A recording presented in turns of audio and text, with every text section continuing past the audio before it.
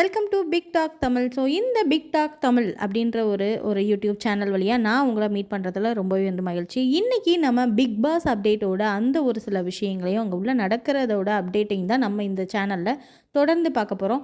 So இந்த சேனலில் நம்ம இன்றைக்கான அப்டேட் பார்க்குறதுக்கு முன்னாடி நீங்கள் இன்றைக்கி புதுசாக நம்ம சேனல் பார்க்குறீங்க அப்படின்னா மறக்காமல் நம்ம சேனலில் சப்ஸ்கிரைப் பண்ணி ஆல் பட்டன் கொடுத்துருங்க.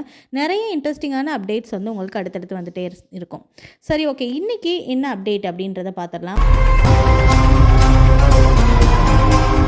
இன்றைக்கி பிக் பாஸ் வீட்டுக்குள்ளே என்ன அப்டேட் அப்படின்னு பார்த்துடலாம். அதாவது இன்றைக்கி நாமினேஷன் ப்ராசஸ் தான் போயிட்டுருக்கு. இந்த நாமினேஷன் ப்ராசஸ் வந்து 1-on-1 செஷன் மாதிரி போகுது. இது வந்து ஆக்டிவிட்டி ஏரியாவில் வந்து கண்டக்ட் பண்ணுற மாதிரி அரேஞ்ச் பண்ணியிருக்காங்க. ஸோ எல்லா ஹவுஸ்மேட்ஸும் ரெடியாக இருக்கும்போது அருண் முதல்ல வந்து நாமினேட் பண்ணுறாரு. இவர் யாரை நாமினேட் பண்ணியிருப்பாரு அப்படின்றது உங்களுக்கு தோணுச்சு அப்படின்னா கீழே கமெண்ட்டில் சொல்லுங்கள். அவர் வேறு யாரையும் நாமினேட் பண்ணலை, மஞ்சரியை தான் நாமினேட் பண்ணியிருக்காரு. ஸோ மஞ்சரியை அவருக்கு பிடிக்கலன்றது எப்போவுமே தெரிஞ்சது தான். இவர் என்ன ரீசன் சொல்லியிருக்காரு அப்படின்னு பார்த்துடலாம். அதாவது இவங்க வந்து ஒரு குறை கண்டுபிடிச்சு எப்போ பார்த்தாலும் கேம் விளாடுறாங்க அப்படின்ற மாதிரியான ஒரு ரீசனை சொல்லி நாமினேட் பண்ணியிருக்காரு. அதுக்கு அடுத்தபடியாக பார்த்தோம் அப்படின்னம்னா 2வது நபராக முத்துவை செலக்ட் பண்ணியிருக்காரு. முத்து ஏன் நாமினேட் பண்ணியிருக்காரு அப்படின்ற ரீசன் என்னென்னா, மேனிப்புலேட் பண்ணுறாரு, அதாவது இன்ஃப்ளூயன்ஸ் பண்ணி இவர் கேம் விளாடுறாரு. வீட்டுக்குள்ளே இருக்க எல்லாரோட கருத்துக்களையும் இவர் வந்து இவரோட கருத்தை அவங்க மண்டைக்குள்ளே திணிச்சு அது மூலமாக இவர் கேம் விளாடுறன்னு சொல்லிட்டு அருண் வந்து முத்துவை நாமினேட் பண்ணியிருக்காரு. ஸோ இதுக்கப்புறமா நம்ம அன்சிதா எந்திரிச்சு வராங்க. ஸோ அன்சிதாவும் வந்து யாரை நாமினேட் பண்ணுறாங்க அப்படின்னு பார்த்தோம்னா அதே மாதிரி மஞ்சரியை தான். ஸோ மஞ்சரியை வந்து நீங்கள் ப்ராப்ளம் க்ரியேட் பண்ணிகிட்டே இருக்கீங்க அப்படின்ற மாதிரியும் ரயானை 2வது ஆளாக சூஸ் பண்ணியிருக்காங்க.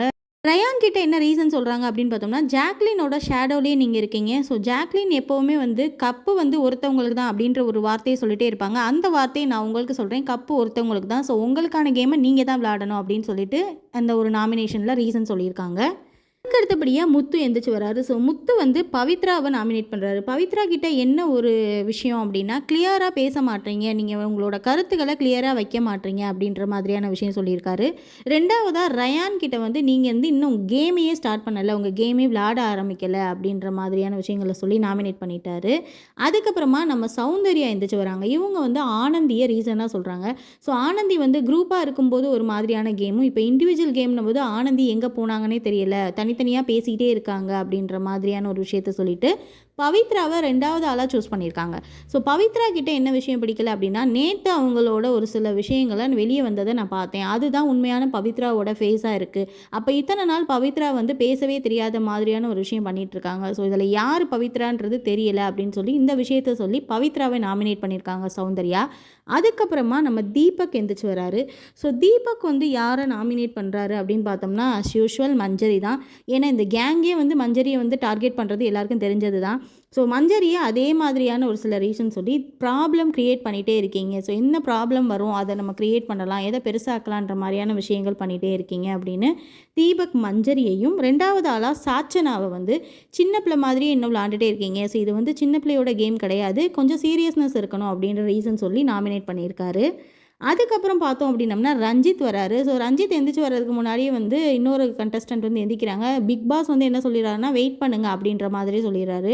ஸோ ரஞ்சித் வந்து கொஞ்சம் நேரம் ஹோல்ட் ஆன் பண்ணுறாரு. அதுக்கப்புறமா கொஞ்சம் நேரம் கழிச்சு பிக் பாஸ் கிட்டேருந்து அனௌன்ஸ்மெண்ட் வருது, இப்போ ரஞ்சித் நீங்கள் வரலாம் அப்படின்ற மாதிரி. உடனே ரஞ்சித் வந்து எந்திரிச்சு வந்து மஞ்சரியையும் ஆனந்தியையும் வந்து நாமினேட் பண்ணியிருக்காரு. ஸோ இவர் என்ன ரீசன் வச்சுருக்காருன்னு பார்த்தோம்னா, மஞ்சரி கிட்ட வந்து ஆன்சர் ஒன்று கேட்டோம் ஒரு கொஷினுக்கு அப்படின்னா நீங்கள் ரியாக்ட் தான் பண்ணுறீங்க, ஸோ ரியாக்ஷன் பண்ணாமல் அதுக்கான ஆன்சர் மட்டும் கொடுத்தீங்க அப்படின்னாலே நிறைய ப்ராப்ளம் சால்வ் ஆகும் அப்படின்னு ஒரு விஷயத்த சொல்லியிருக்காரு. ஆனந்தி கிட்ட வந்து நீங்கள் ஒவ்வொரு இடத்துலையா போய் உட்காந்து பேசிகிட்டே இருக்கீங்க, ஆனால் இதை வந்து அந்த அந்த பர்சன்கிட்டயே நேரடியாக சொன்னால் அந்த பிரச்சனையே சால்வ் ஆகும் அப்படின்ற ரீசனை சொல்லியிருக்காரு ரஞ்சித்.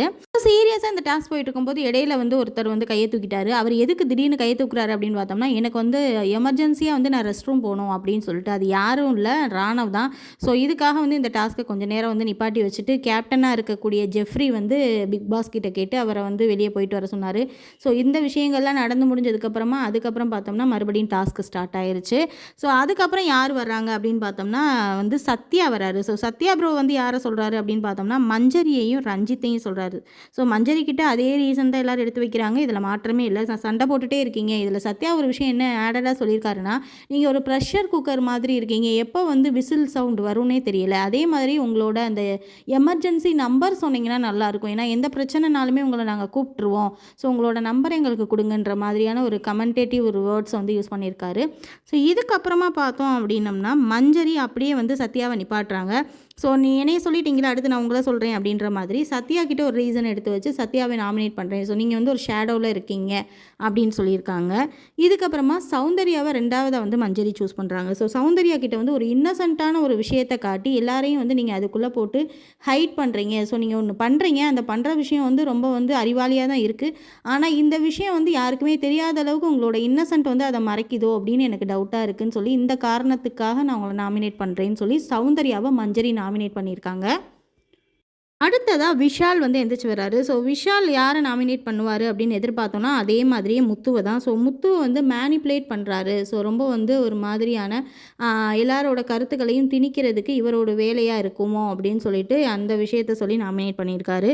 ஸோ அதுக்கப்புறமா ஆனந்தியை நாமினேட் பண்ணுறாரு. அதே மாதிரி தான் பாய்ஸ் டீமில் நீங்கள் இருக்கும்போது நீங்கள் எவ்வளோ தூரத்துக்கு வந்து உங்களோட கருத்துக்கள் வெளியே தெரிஞ்சிச்சோ, இப்போ இண்டிவிஜுவல் ஆன பிறகும் உங்களோட கருத்து வந்து எதுவுமே வெளியே தெரியலையோ அப்படின்னு சொல்லிட்டு விஷால் வந்து ரீசன் சொல்லியிருக்காரு ஆனந்திக்கு. அதுக்கப்புறமா ஆனந்தி அப்படியே நிப்பாட்டுறாங்க. ஸோ ஆனந்தி யாரை பண்ணுறாங்கன்னு பார்த்தோம்னா ரஞ்சித் சாரையும் ஜாக்லினையும் பண்ணுறாங்க. இதில் ஜாக்லினை என்ன ரீசன் சொல்கிறாங்க அப்படின்னா, உங்களோட அசம்ஷன் வந்து ரொம்பவே வந்து சரி அப்படின்னு எப்போவுமே நீங்கள் நினச்சிட்டே இருக்கீங்க. ஸோ நீங்கள் நினைக்கிறத தான் எல்லோரும் செய்யணுன்ற மாதிரியான ஒரு சிலரை செலக்ட் பண்ணி அவங்கக்கிட்ட நீங்கள் வந்து அந்த விஷயத்தை வந்து மேனிப்புலேட் பண்ணி திணிக்கிறீங்க அப்படின்ற மாதிரி சொல்லியிருக்காங்க. அதுக்கடுத்து பார்த்தோம் அப்படின்னா நம்ம ஜாக்லின் வராங்க. ஸோ ஜாக்லின் வந்து வேறு யாரையும் இல்லை, ராணவை தான் சூஸ் பண்ணுறாங்க. ஏன் அப்படின்னா ராணவ் வந்து ரயானை வந்து சூஸ் பண்ணியிருப்பார். ஸோ அதுக்கேற்ற மாதிரி தன்னோட ஃப்ரெண்டை பண்ணதுனால ராணவை வந்து ஜாக்லின் சூஸ் பண்ணியிருப்பாங்க. இவங்க என்ன ரீசன் சொல்லியிருப்பாங்க அப்படின்னு பார்த்துடலாம். அதாவது நீங்கள் வந்து நாங்கள் எங்கேயாவது கேங்காக பேசிக்கிட்டே இருக்காங்க, எல்லோரும் ஒரு கேங்காக இருக்காங்கன்னா அந்த இடத்துல எப்படியோ நீங்கள் எங்கேயோ அப்படி பாஸ் ஆகும்போது அவங்க பேசுகிற விஷயத்த வாங்கிடுறீங்க காதுக்குள்ளே. அந்த பேசுகிற விஷயத்தை வந்து நீங்கள் எலாபரேட் பண்ணி அதுலேருந்து ஒரு விஷயத்தை நீங்கள் எடுத்து ஒரு இஷ்யூ ஆக்குறீங்க அப்படின்ற மாதிரி ராணவை பார்த்து ஜாக்லின் வந்து நாமினேட் பண்ணியிருந்தாங்க. ஸோ அதுக்கப்புறமா பார்த்தோம் அப்படின்னா தர்ஷிகாவை கூப்பிட்டு தர்ஷிகாவையும் வந்து ஒரு சில ரீசன் சொல்லி ஸோ இவங்க வந்து ஒரு சில ஷேடோக்குள்ளே இருக்கிற மாதிரியான விஷயங்கள் போகுது அப்படின்னு சொல்லியிருந்தாங்க ஜாக்லின். இதுக்கு அடுத்தபடியாக வர்ற பவித்ரா வந்து யாரை நாமினேட் பண்ணுறாங்க அப்படின்னு பார்த்தோன்னா முத்துவை தான் நாமினேட் பண்ணுறாங்க. ஸோ அவங்களுக்கு ஒரு சில ரீசன் சொல்லி ஸோ இவரும் அவளோட கருத்துக்களை வந்து எல்லாருக்குள்ளேயும் திணிக்கிற மாதிரி இருக்குது அப்படின்னு சொல்லியிருக்காங்க. அதுக்கடுத்து வர்ற ராணவ் பார்த்தோம் அப்படின்னம்னா மஞ்சரியை வந்து நாமினேட் பண்ணுறாரு. ஸோ மஞ்சரி என்ன ரீசனுக்காக அப்படின்னம்னா இவங்க வந்து சண்டை போட்டுகிட்டே இருக்காங்க அப்படின்னு சொல்லியிருக்காரு. அதுக்கடுத்து பார்த்தோன்னா ராணவ் வந்து நம்ம ரயானை கூப்பிட்றாரு. ரயான் கிட்ட என்ன விஷயம் சொல்கிறாரு அப்படின்னு பார்த்தோன்னா, அதாவது வந்து நீங்கள் வந்து என்ன பண்ணுறீங்கன்னா ஒரு தப்பு பண்ணுறீங்க, அந்த தப்பு பண்ணிவிட்டு நீங்கள் ஒத்துக்காமல் அடுத்தவங்க மேலே இருக்க தப்பை வந்து பெருசாக காட்டுறீங்க, அதுக்காகவே ஒரு ப்ளே பண்ணுறீங்க அப்படின்னு ராணவ் வந்து ரயானை பற்றி சொன்னதுமே வந்து அப்படியா அப்படின்னு கேட்குறாரு ரயான். ஆமாம் இப்போதைக்கு அவ்வளோதான், இதுக்கடுத்து நான் என்ன தோணுன்னா சொல்கிறேன் அப்படின்னு சொல்லி முடிக்கிறாரு. இதுக்கு அடுத்தபடியாக பார்த்தோம் அப்படின்னா அடுத்ததாக களம் இறங்குற சாச்சனா யாரை நாமினேட் பண்ணுறாங்கன்னு பார்த்தா தர்ஷிகாவை நாமினேட் பண்ணி அவங்களோட ப்ராசஸை வந்து முடிக்கிறாங்க. ஸோ இவங்க எப்பயும் போல் தர்ஷிகா மேலே இருக்க அந்த ரீசன்ஸ் எடுத்து வச்சு ஒரு சில காரணங்களால் நாமினேட் பண்ணுறேன்னு சொல்லிட்டாங்க. இதுக்கடுத்து தர்ஷிகாவை நாமினேட் பண்ணதுக்கப்புறம் யார் வர்றாங்க அப்படின்னு பார்த்தோம்னா ஜெஃப்ரி வந்து கூப்பிட்றாரு. ஜெஃப்ரி வந்து யாரை கூப்பிட்றாருன்னு பார்த்தோம்னா வைஸ் கேப்டனாக இருக்கக்கூடிய சாச்சனாவை தான் கூப்பிட்றாரு. ஸோ சாச்சனா கிட்ட வந்து ஒரு சில சைல்டிஷான பிஹேவியர் இருக்குது, அதை மாற்றணும் அப்படின்ற மாதிரியும் அதே மாதிரி ராணவை கூப்பிட்றாரு. ராணவ் கிட்ட வந்து நீங்கள் வந்து இது வரைக்கும் விளாண்ட கேம் எல்லாமே முடிஞ்சு போச்சு, இதுக்கப்புறம் உங்கள்கிட்ட பார்க்குறதுக்கான எந்த கேமுமே இல்லை அப்படின்னு சொல்லிட்டு புதுசாக ஏதாவது கேமை வந்து ட்ரை பண்ணுங்க அப்படின்னு சொல்லி அவரை நாமினேட் பண்ணுற மாதிரி முடிச்சிருக்காங்க. ஸோ ஹவுஸ்மேட்ஸோட இந்த நாமினேஷன் ப்ராசஸ் வந்து எந்த அளவுக்கு போகுது, இதுக்கப்புறம் அவங்க பின்னாடி என்ன மாதிரியெல்லாம் விஷயங்கள் நடக்க போகுது அப்படின்றத நம்ம பொறுத்திருந்து தான் பார்க்கணும். ஸோ இந்த மாதிரியான பிக் பாஸ் அப்டேட்டை தொடர்ந்து பார்க்கணும் அப்படின்னா நீங்கள் செய்ய வேண்டியது ஒன்று தான், நம்ம பிக் டாக் தமிழ் சேனலை சப்ஸ்கிரைப் பண்ணி ஆல் பட்டன் கொடுத்துருங்க. ஸோ மறக்காமல் நம்ம சேனல் கீழே உங்களோட கமெண்ட்டையும் தெரியப்படுத்துங்க. அப்போ தான் இந்த சேனலை பற்றின விஷயங்களை நான் கொஞ்சம் தெரிஞ்சுக்க முடியும். ஸோ உங்களோட கமெண்ட்டை கீழே மறக்காமல் அதனால் எனக்கு தெரியப்படுத்துங்க. இதே மாதிரியான இன்னொரு வீடியோவில் நம்ம மீட் பண்ணலாம். Bye friends.